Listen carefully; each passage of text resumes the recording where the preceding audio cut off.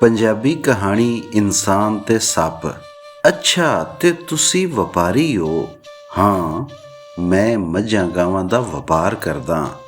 ਇੱਕ ਪਿੰਡੋਂ ਮੱਝ ਖਰੀਦੀ, ਮੁਨਾਫਾ ਮਿਲ ਗਿਆ ਤੇ ਰਾਹ ਵਿੱਚ ਹੀ ਕਿਸੇ ਹੋਰ ਪਿੰਡ ਵੇਚ ਦਿੱਤੀ।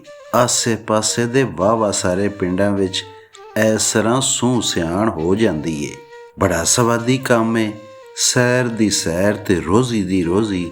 ਹਾਂ, ਪੁਰਾਣੇ ਵਕਤਾਂ ਵਿੱਚ ਤਾਂ ਇਹ ਵਾਕਈ ਵਧੀਆ ਕੰਮ ਹੁੰਦਾ ਸੀ। ਇੱਕ ਦੋ ਵਪਾਰੀਆਂ ਨੇ ਰਲ ਜਾਣਾ, ਵੰਨ ਸਵੰਨੇ ਪਿੰਡ ਵੀ ਵੇਖਣੇ ਤੇ ਵਪਾਰ ਵੀ ਕਰਨਾ। ਪਰ ਹੁਣ ਉਹ ਗੱਲ ਨਹੀਂ ਰਹੀ। ਉਹ ਕਿਸ ਤਰ੍ਹਾਂ? ਲੋਕ ਬਦਲ ਗਏ ਨੇ। ਅੱਜ ਕੱਲ੍ਹ ਕੋਈ ਕਿਸੇ ਨੂੰ ਛੇਤੀ ਰਾਤ ਵੀ ਨਹੀਂ ਰੱਖਦਾ। ਮੈਂ ਤੁਹਾਨੂੰ ਪਿਛਲੇ ਦਿਨਾਂ ਦੀ ਗੱਲ ਸੁਣਾਨਾ। ਮੈਨੂੰ ਇੱਕ ਅਜਿਹੇ ਪਿੰਡ ਵਿੱਚ ਰਾਤ ਪੈ ਗਈ ਜਿੱਥੇ ਮੇਰਾ ਕੋਈ ਜਾਣੂ ਸਿਆਣੂ ਨਹੀਂ ਸੀ ਕਿ ਜਿਹਦੇ ਕੋਲ ਮੈਂ ਰਾਤ ਰਹਿ ਸਕਦਾ। ਉਹ ਇੱਕ MPA ਹੋਰਾਂ ਦਾ ਪਿੰਡ ਸੀ। ਪਿੰਡ ਦੀ ਥਾਂ ਮਾੜਾ ਮੋਟਾ ਕਸਬਾ ਸਮਝ ਲਵੋ। MPA ਸਾਹਿਬ ਬਾਰੇ ਪਤਾ ਲੱਗਾ ਕਿ ਇਲੈਕਸ਼ਨ ਜਿੱਤਣ ਮਗਰੋਂ ਲਾਹੌਰ ਚਲੇ ਗਏ ਨੇ ਤੇ ਕਦੀ 5-6 ਮਹੀਨੇ ਮਗਰੋਂ ਚੱਕਰ ਲਾਉਂਦੇ ਨੇ। ਪਿੱਛੋਂ ਉਹਨਾਂ ਦੇ ਨੌਕਰਾਂ ਨੂੰ ਇਹ ਆਰਡਰ ਨਹੀਂ ਸੀ ਕਿ ਉਹ ਕਿਸੇ ਨੂੰ ਰਾਤ ਰੱਖ ਲੈਣ। ਡਰ ਇਹ ਸੀ ਕਿ ਹਾਰਿਆ ਹੋਇਆ ਵਿਰੋਧੀ ਕੋਈ ਹਉਛੀ ਚਾਲ ਨਾ ਚੱਲ ਜਾਏ ਤੇ MPA ਸਾਹਿਬ ਦੀ ਨੇਕਨਾਮੀ ਉੱਤੇ ਕੋਈ ਹਰਫ ਨਾ ਆ ਜਾਵੇ। ਕਿ ਕੋਈ ਹੋਰ ਡੇਰੇ ਡੰਡੇ ਵਾਲਾ ਬੰਦਾ ਨਹੀਂ ਸੀ ਉੱਥੇ? ਕਮਲਿਆ, ਜਿਹੜਾ MPA ਦਾ ਪਿੰਡ ਹੋਵੇ ਉੱਥੇ ਕੋਈ ਹੋਰ ਡੇਰੇ ਡੰਡੇ ਵਾਲਾ ਬੰਦਾ ਕਿਵੇਂ ਹੋ ਸਕਦਾ ਏ? ਕਿਉਂ? MPA ਨੂੰ ਡਰ ਜੋ ਰਹਿੰਦਾ ਏ ਕਿ ਕਿਸੇ ਹੋਰ ਦੀ ਚੌਧਰ ਬਣ ਗਈ ਤੇ ਉਹ ਕੱਲ੍ਹ ਨੂੰ ਮੇਰੇ ਮੁਕਾਬਲੇ ਵਿੱਚ ਇਲੈਕਸ਼ਨ ਲੜਨ ਲਈ ਖਲੋ ਪਵੇਗਾ। ਜੇ ਤੇਰੇ ਕੋਲ ਮਾਲ ਡੰਗਰ ਨਹੀਂ ਸਨ ਤਾਂ ਤੂੰ ਉੱਥੇ ਨਾ ਟਿਕਦਾ, ਸਫ਼ਰ ਜਾਰੀ ਰੱਖਦਾ। ਪੈਸੇ ਤਾਂ ਹੈ ਸਨ ਨਾ। ਸ਼ਾਮ ਪੈ ਗਈ ਸੀ ਤੇ ਅੱਜ ਕੱਲ੍ਹ ਤੂੰ ਜਾਣਦਾ ਏ ਸ਼ਾਮੋ ਸ਼ਾਮ ਹੀ ਡਾਕੂ ਪੈਣ ਲੱਗ ਪੈਂਦੇ ਨੇ। ਉਂਝ ਤਾਂ ਉਹਨਾਂ ਨੂੰ ਦਿਨੇ ਵੀ ਡਰ ਖੌਫ ਨਹੀਂ, ਪਰ ਫੇਰ ਵੀ ਦਿਨ ਦਾ ਥੋੜ੍ਹਾ ਬਹੁਤ ਹਯਾ ਕਰਦੇ ਨੇ। ਹਾਂ, ਦਿਨ ਨੂੰ ਉਹ ਘੱਟੋ ਘੱਟ ਬੰਦੇ ਨੂੰ ਉਹਦੇ ਆਪਣੇ ਹੀ ਸਾਫੇ ਨਾਲ ਜਾਂ ਨਾਲੇ ਨਾਲ ਤਾਂ ਬੰਨ੍ਹ ਕੇ ਨਹੀਂ ਸੱਟਦੇ। ਡੇਰੇ ਵੱਲੋਂ ਨਿਰਾਸ਼ ਹੋ ਕੇ ਮੈਂ ਮਸੀਤ ਚਲਾ ਗਿਆ। ਮਸੀਤੇ? ਹਾਂ, ਮਸੀਤੇ। ਪਿੰਡਾਂ ਥਾਵਾਂ ਵਿੱਚ ਪਾਂਦੀ ਡੇਰਿਆਂ ਜਾਂ ਫਿਰ ਮਸੀਤਾਂ ਵਿੱਚ ਹੀ ਰਾਤ ਗੁਜ਼ਾਰਦੇ ਨੇ। ਇਹ ਰੀਤ ਭਲੇ ਵਕਤਾਂ ਤੋਂ ਟੁਰੀ ਆ ਰਹੀ ਏ। ਅੱਛਾ, ਫਿਰ ਮਸੀਤੇ ਤਾਂ ਰਾਤ ਰਹਿਣ ਦੀ ਇਜਾਜ਼ਤ ਮਿਲ ਗਈ ਹੋਣੀ ਏ। ਮਸੀਤ ਤਾਂ ਅੱਲਾ ਦਾ ਘਰ ਹੁੰਦਾ ਏ, ਪਰ ਮੈਨੂੰ ਉੱਥੇ ਵੀ ਰਾਤ ਰਹਿਣ ਦੀ ਇਜਾਜ਼ਤ ਨਹੀਂ ਮਿਲੀ। ਕਿਉਂ? ਉਹ ਡਰਦੇ ਸਨ ਕਿ ਕਿਧਰੇ ਮੈਂ ਮਸੀਤਾਂ ਵਿੱਚ ਬੰਬ ਸੱਟਣ ਵਾਲਾ ਨਾ ਹੋਵਾਂ। ਮਸੀਤ ਦੀਆਂ ਸਫਾਂ ਜਾਂ ਨਮਾਜ਼ੀਆਂ ਦੀਆਂ ਜੁੱਤੀਆਂ ਚੁੱਕਣ ਵਾਲੀ ਗੱਲ ਤਾਂ ਪੁਰਾਣੀ ਹੋ ਗਈ ਤੇ ਤੂੰ ਭੈੜਾ ਫਸਿਆ। ਇੰਝ ਹੀ ਸਮਝ ਲੈ ਜਿਵੇਂ ਕਿ ਮੈਂ ਦੱਸਿਆ ਏ। ਉਹ ਇੱਕ ਨਿੱਕਾ ਜਿਹਾ ਕਸਬਾ ਸੀ। ਉੱਥੇ ਇੱਕ ਦੋ ਚਾਹ ਵਾਲੇ ਹੋਟਲ ਸਨ ਜਿਹੜੇ ਰਾਤ ਦੇਰ ਤੱਕ ਖੁੱਲ੍ਹੇ ਰਹਿੰਦੇ ਸਨ। ਮੈਂ ਉੱਥੇ ਜਾ ਕੇ ਬੈਠਾ, ਚਾਹ ਵੀ ਪੀਤੀ ਤੇ ਨਾਲ ਕੁਝ ਰਸ ਸ਼ਸ ਵੀ ਖਾਧੇ। ਜਦੋਂ ਰਾਤ ਵਾਹਵਾ ਲੰਘ ਗਈ ਤੇ ਹੋਟਲ ਬੰਦ ਕਰਨ ਦਾ ਵੇਲਾ ਹੋ ਗਿਆ ਤਾਂ ਮੈਂ ਵੇਖਿਆ ਕਿ ਰਹਿ ਸਹਿ ਲੋਕੀ ਵੀ ਘਰੋ ਘਰੀ ਜਾਊ ਨੇ। ਮਜਬੂਰ ਹੋ ਕੇ ਮੈਂ ਇੱਕ ਗਵਰੀਟੇ ਮੁੰਡੇ ਨੂੰ ਆਖਿਆ ਕਿ ਮੈਂ ਰਾਤ ਰਹਿਣੀ ਏ।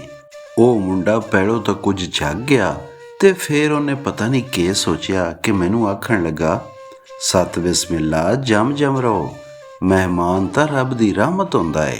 ਮੈਂ ਉਹਦੇ ਨਾਲ ਚਲਾ ਗਿਆ।